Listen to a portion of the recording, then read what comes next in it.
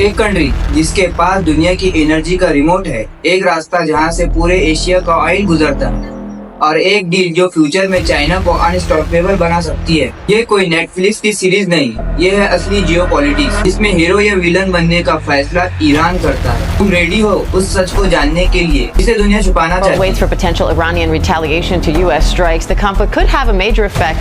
Iran's supreme leader Ayatollah Khamenei has made his first Iran West Asia के बीचों बीच है, ऊपर से रशिया, नीचे से पर्शियन गल्फ, दोनों तरफ से ट्रेड का परफेक्ट रास्ता है। और एक और इम्पोर्टेंट बात, ईरान के पास है स्ट्रेट ऑफ हॉर्मुज, जहाँ से दुनिया का लगभग 20% ऑयल गुजरता है। जो भी ऑयल पर्शियन गल्फ से निकलता है वो इसी से गुजरता है। इंडिया, चाइना, जापान, इन सब का ऑयल इसी रास्ते से गुजरता है। यानी अगर ईरान चाहे तो स्ट्रेट ऑफ हॉर्मुज को ब्लॉक करके पूरे एशिया का ऑयल और एनर्जी ट्रेड ब्लॉक कर सकता है। और अब हम बात करते हैं ईरान हमारे इंडिया के लिए कितना इम्पोर्टेंट है। ईरान सिर्फ इंडिया का एक पड़ोसी देश ही नहीं, एक ट्रेड पार्टनर भी है। इंडिया ईरान से लगभग अपना 40% क्रूड ऑयल इंपोर्ट करता है। 13 मई 2024 को ईरान और इंडिया के बीच एक एग्रीमेंट साइन होता है, जो कि 10 साल का होता है। इसके अंदर चाबार पोर्ट को डेवलप करने की बात की गई।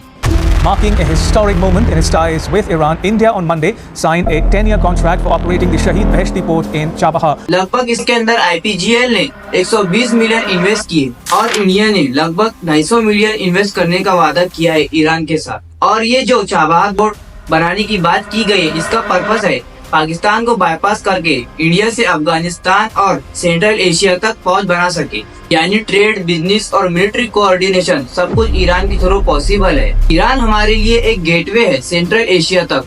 ईरान के पास दुनिया का 4th लार्जेस्ट ऑयल रिजर्व है और 2nd largest natural gas reserve है। चाइना और इंडिया जैसे डेवलपिंग देश के लिए ईरान एक एनर्जी लाइफलाइन बन सकता है। लेकिन एक प्रॉब्लम है, यूएस सैंक्शन। अमेरिका ने ईरान के ऊपर रेस्ट्रिक्शन लगाई हुई है और जो कंट्री ईरान के साथ डील करती है उसके ऊपर भी अमेरिका प्रेशर बनाता है। लेकिन एशिया की ऐसी कई कंट्री है जो ईरान के साथ छुपके छुपके ट्रेड करती है ताकि उन्हें चीप प्राइस में ऑयल और एनर्जी मिल सके। 2021 में चाइना और ईरान एक $400 बिलियन की डील साइन करते हैं।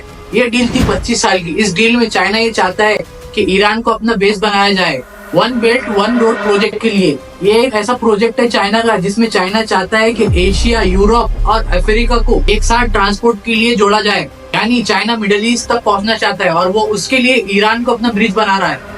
ये इंडिया के लिए भी एक वार्निंग हो सकती है। अगर हमने ईरान को इग्नोर किया तो चाइना पूरा ईरान का स्पेस ले लेगा। ईरान सिर्फ ऑयल और ट्रेड से ही पावरफुल देश नहीं है, बल्कि उसका कल्चर, उसका रिलीजियस इन्फ्लुएंस भी उसे पावरफुल बनाता है। ईरान एक शिया मुस्लिम कंट्री है। इराक, सीरिया, लेबनान और अफगानिस्तान जैसे कई देशों पर इसका इनडायरेक्ट कंट्रोल है। कई देश ईरान से डरते भी और कई देश ईरान से अपनी गाइडेंस भी मांगते हैं। ये सॉफ्ट पावर ईरान को एशिया में एक बहुत ही ज्यादा पावरफुल देश बनाता है।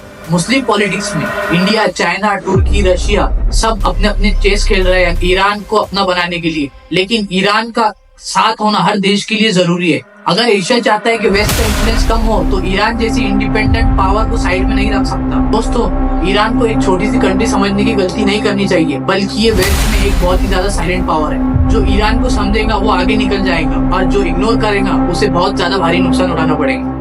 तो दोस्तों, अगर आपको ये वीडियो इन्फॉर्मेटिव लगा हो तो हमारे वीडियो को लाइक कीजिए, चैनल को सब्सक्राइब कीजिए और कमेंट में जरूर ये बताएं कि इंडिया को ईरान के साथ अपना रिलेशन कैसा रखना चाहिए।